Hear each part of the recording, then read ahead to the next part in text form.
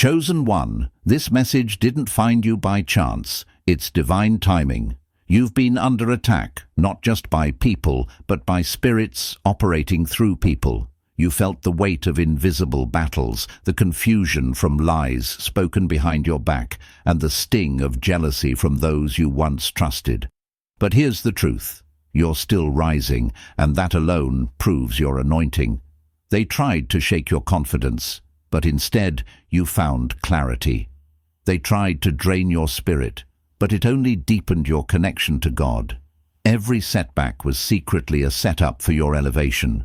What was meant to crush you refined you, and now you're stepping into a season where no enemy, seen or unseen, can block what's already been written in your favor.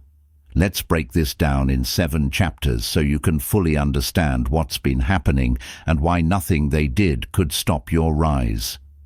Before we dive deep into this revelation, make sure you like, share, and subscribe, because this message isn't just content. It's a divine confirmation for the chosen ones who've been battling witchcraft, lies, and jealousy, but are still rising. If your spirit resonates with this frequency, type 77 in the comments right now. That number isn't random. It's a sacred signal to the Most High and the universe that you're standing strong, aligned, and ready to walk in the victory that was always yours, no matter who or what came against you. Not everyone will make it to the end. Only those truly chosen to endure fire and still come out refined. Those who stay will receive clarity, spiritual insight, and a deeper understanding of why they couldn't stop your rise, even when they tried everything. This isn't a message you listen to once. It's a spiritual blueprint that unfolds in layers. Re-watch it whenever your soul calls, because every time you press play, another divine key will be revealed, one that was hidden in plain sight until your spirit was ready to receive it. Chapter 1. The target on your back wasn't random. You've probably asked yourself, why me? Why did certain people turn cold on you out of nowhere? Why did your name end up in rooms you've never even stepped into? Why did you feel spiritually heavy without a clear reason? Why did people twist your words, misunderstand your silence, or envy your peace even when you were battling your own storms? It's because of the light you carry, the energy you radiate, the divine calling placed over your life. You didn't ask for it, but it's there. You were chosen by design, not by accident. You've always been different, even when you tried to blend in. You've always felt things deeper, seen things clearer, and walked through life a little more aware.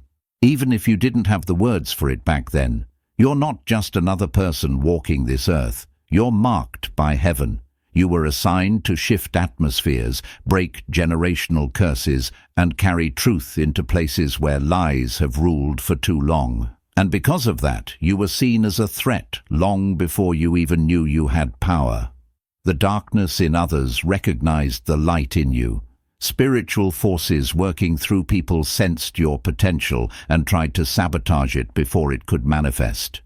People who operate in darkness can sense your purpose and their goal to dim your light before you even realize how bright it truly is. So the attacks began. The gossip, the silent treatment, the strange behavior.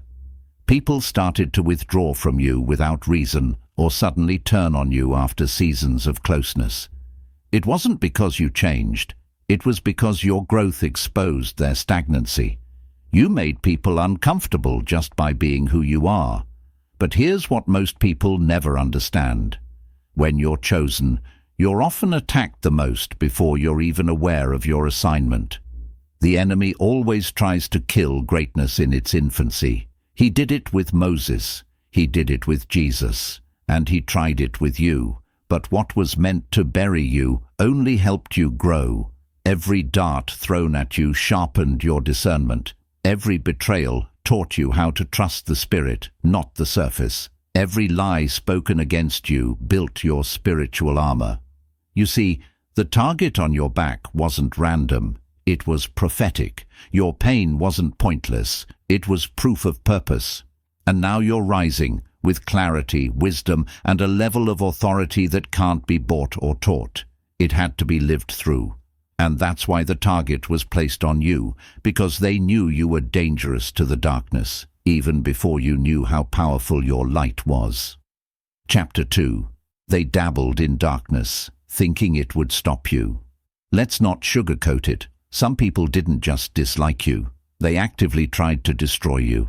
This wasn't petty jealousy or surface-level envy. Some of them went far beyond talking behind your back.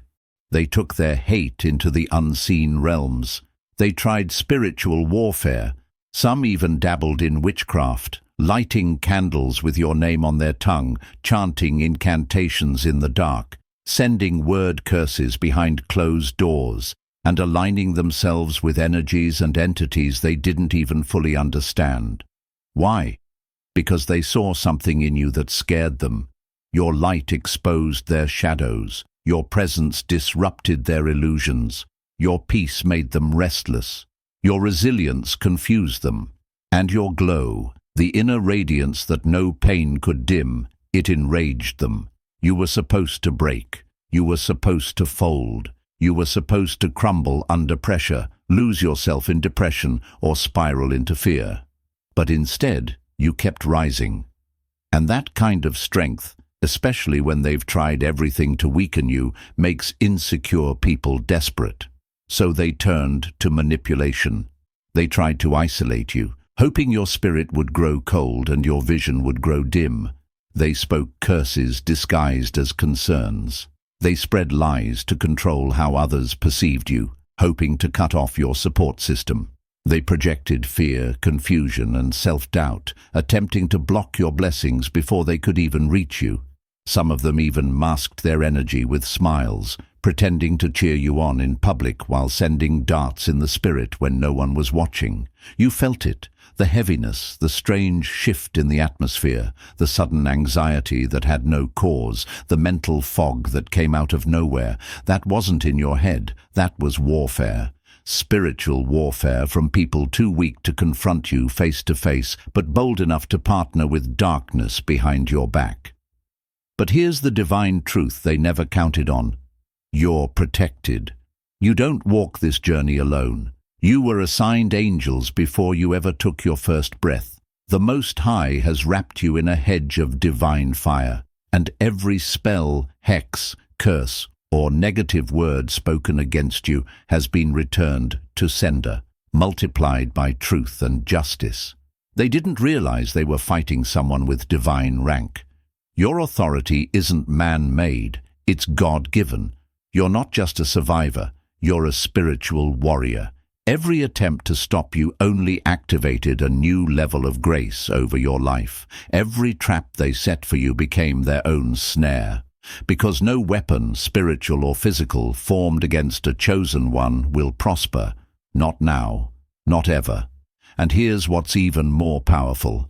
All the darkness they sent your way, it's being transformed into light. Every curse they released is turning into fuel for your next elevation. What they meant for evil, God is already flipping for your good. They thought their rituals, gossip, and spiritual games would slow you down. But instead, all they did was accelerate your awakening. They unknowingly helped you tap into a level of power, purpose, and divine protection that can't be touched by human hands. You didn't just survive their attacks, you were sharpened by them, and now you're not only rising, you're rising with fire in your spirit, vision in your soul, and heaven backing your every step. Chapter 3. Lies were their favorite weapon. They couldn't break you spiritually, so they shifted their strategy. They couldn't stop your growth, so they attacked your character. When your spirit proved too strong to manipulate, they turned to something more familiar, lies. They lied about you. They twisted your words, spun your silence into suspicion, and took moments out of context to frame a version of you that never existed. They created false narratives, convinced others to see you through a distorted lens, and smeared your name just enough to make people question you. Some of them even smiled in your face, hugged you, and pretended to support you while actively poisoning your reputation behind your back. But here's the thing about lies. They're weak weapons dressed in temporary power. And truth? Truth is eternal. Yes, the lies hurt. Yes, they made people you trusted turn their backs on you. Yes, they caused confusion, heartache, and a deep sense of betrayal. You probably sat in silence while your name was being dragged, feeling like you had to defend yourself, but knowing that anything you said would only feed the drama. You cried, you questioned, you wanted to scream the truth, but you chose peace. And that choice alone made you more powerful than they ever imagined. Because the truth is, they expected you to break down. They expected the false stories to crush your credibility, to isolate you, to send you spiraling into self-doubt. But instead, you rose. You kept building. You kept healing. You kept moving in silence. And every time they told another lie, the Most High positioned another blessing in your path. The lies didn't land the way they thought they would. They thought they were burying your name, but they were planting your legacy. They thought they were turning people against you, but all they did was clear the path for real ones to enter. Yes, you lost people. Yes, you were misunderstood. Yes, some doors temporarily shut. But those were divine subtractions, God's protection in disguise. Because the people who walked away because of gossip were never supposed to walk with you into your destiny. The doors that closed weren't rejection, they were redirection, and what felt like betrayal was really revelation. Their betrayal didn't break you. It revealed you. It revealed your strength. It revealed your grace under fire. It revealed how anointed you are when you let God fight your battles. And now the truth is making its way to the surface. People are starting to see the real you. The energy is shifting. What they used to tear you down is now being used to build you up in front of the very eyes that once doubted you. Because no lie lasts forever, and no weapon formed against a chosen one, be it physical, spiritual, or verbal, can prosper. Not when you walk in truth. Not when you're backed by divine favor. Let them talk, let them lie, let them assume. You just keep rising, because the truth always vindicates those who stand in it. Chapter 4. Jealousy is louder than love in some people's hearts. Some people didn't hate you, they envied your spirit. They weren't offended by anything you did wrong, they were offended by everything you did right. Your light exposed their shadows. Your peace disturbed their inner war. Your quiet confidence rattled the loud insecurities they've carried for years. You weren't trying to outshine anyone. You were just trying to survive. You were healing. You were growing. You were evolving. But even that was too much for some people to handle. To them, your progress felt like a personal attack, not because you did anything to them, but because they haven't done enough for themselves. Instead of clapping for you, they competed with you silently but consistently. They started paying more attention to your moves than to their own mission. They weren't trying to understand you, they were trying to measure up to you. Instead of showing love, they withheld it. Instead of offering help, they waited for you to fail. They hoped you would fall so they could feel taller. And when they realized you weren't falling, that's when the envy turned aggressive. They studied you, not to be inspired, but to find a way to criticize or copy. They couldn't understand how someone with your background, your scars, your past, could still shine. So instead of asking how you made it through, they tried to make sure you didn't make it further. And when their silent competition didn't work, when you kept rising despite their subtle sabotage, they tried to break you emotionally, spiritually, energetically. But you're still here. And what they failed to understand is this: you didn't get here by chance. This strength was paid for in full. You didn't inherit this wisdom. You earned it through heartbreak, disappointment, rejection, and trials that would have broken the average person. Your smile has been baptized in tears. Your peace has been purchased with seasons of spiritual warfare.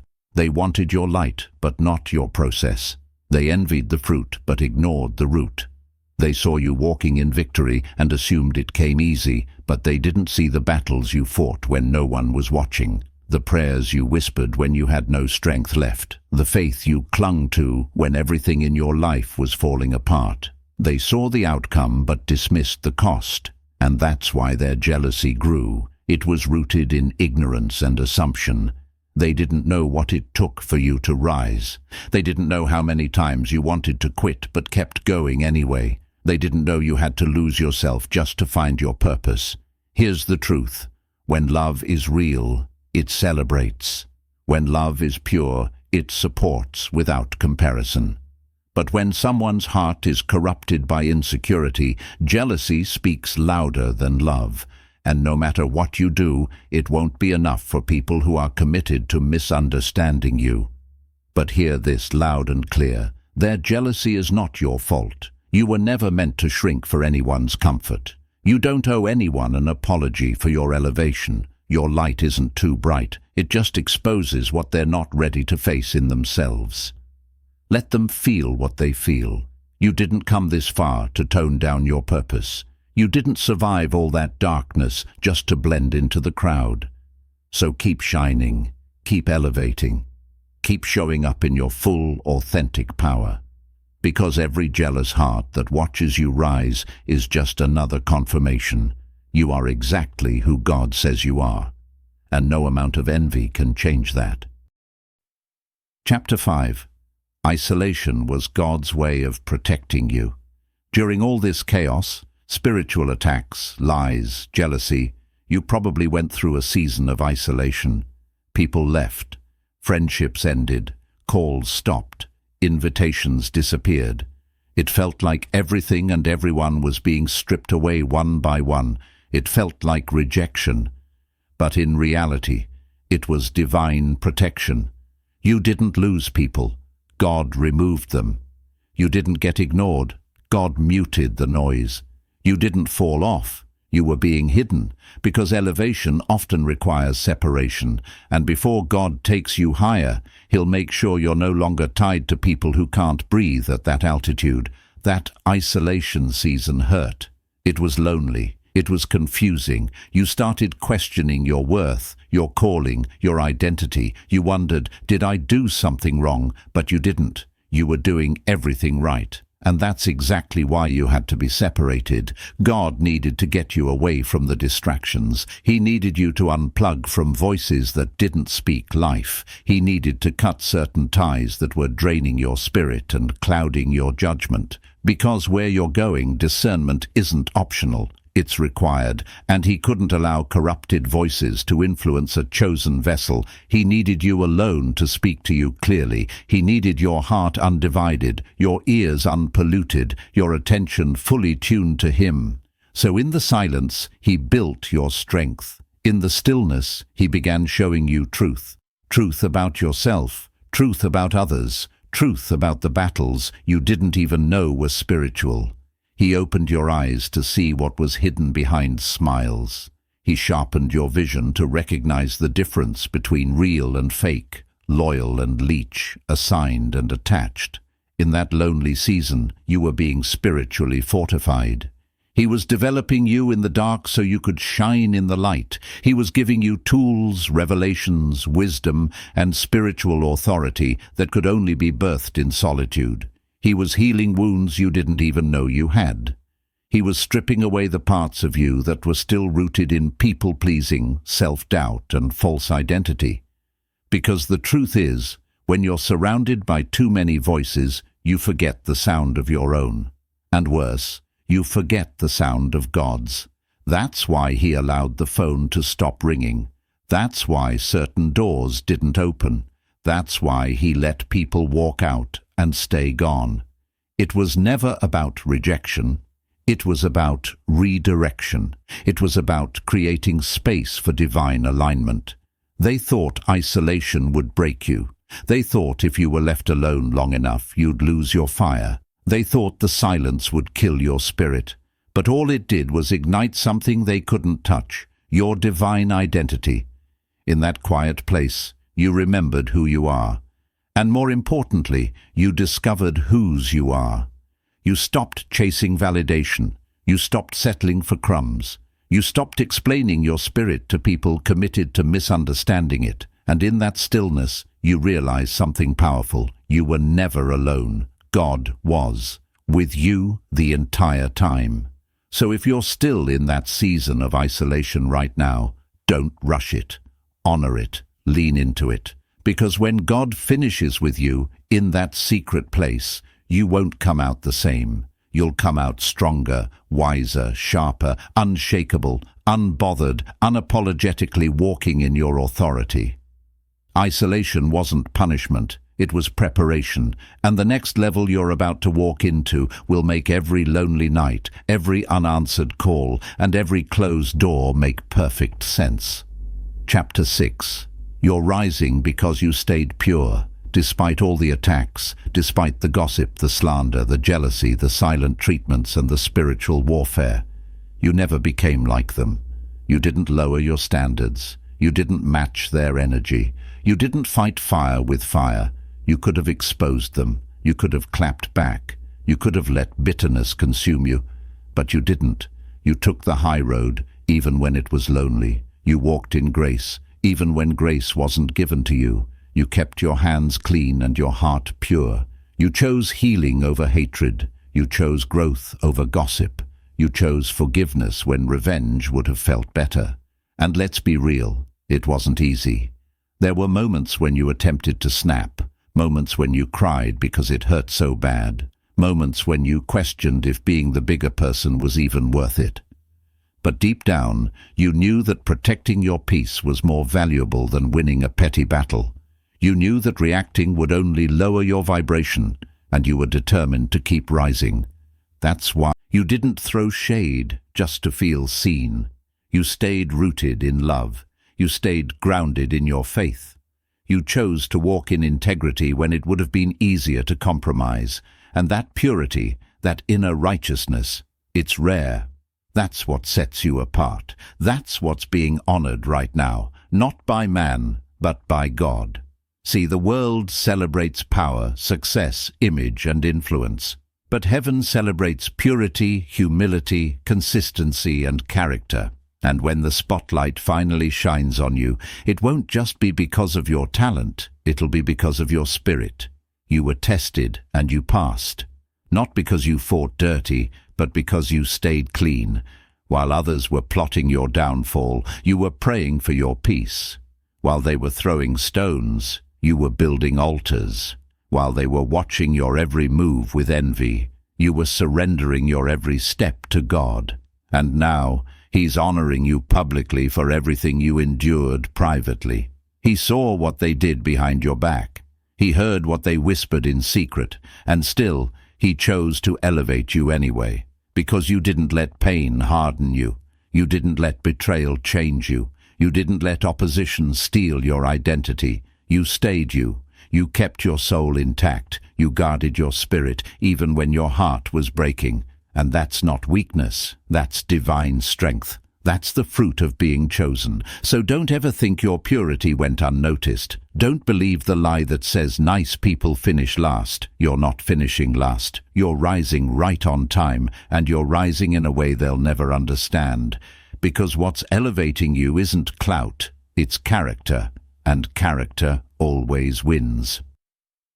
Chapter 7. This rise is just the beginning. Look around, chosen one. The very people who plotted against you are now witnesses to your rise. The ones who mocked your silence are now confused by your success.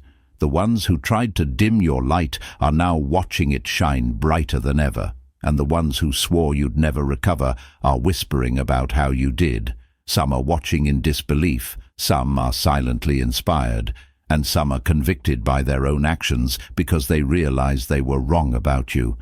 But here's what you need to understand. This isn't the final chapter. This rise, it's just the beginning of everything God has planned for you. You haven't even scratched the surface of your anointing. The platforms being prepared for you are bigger than you imagined.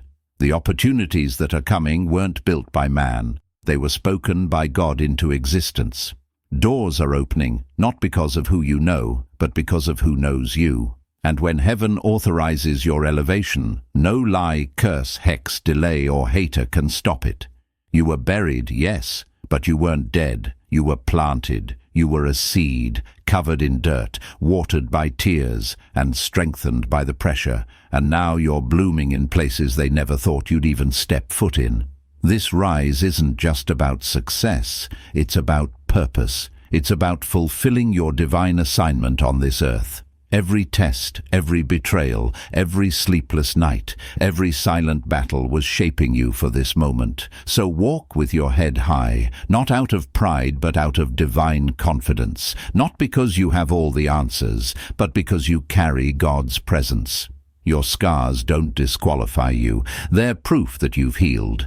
Your journey doesn't make you weak. It makes you chosen. And as you rise, remember this. You're not just rising for yourself. You're rising for the ones who still feel stuck. You're rising for the silent observers who are waiting for proof that faith still works. You're rising for generations to come because your breakthrough is going to break chains for others. They tried witchcraft.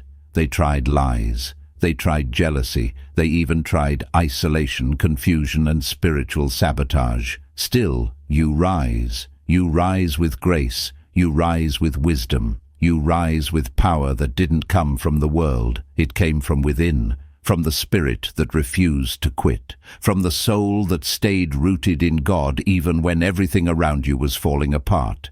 This rise isn't accidental, it's not coincidence, it's confirmation. Confirmation that you were never alone, that heaven always had its hand on you, that divine protection surrounded you even when you didn't feel it, that your name was whispered in rooms of angels while your enemies were speaking curses. Chosen one.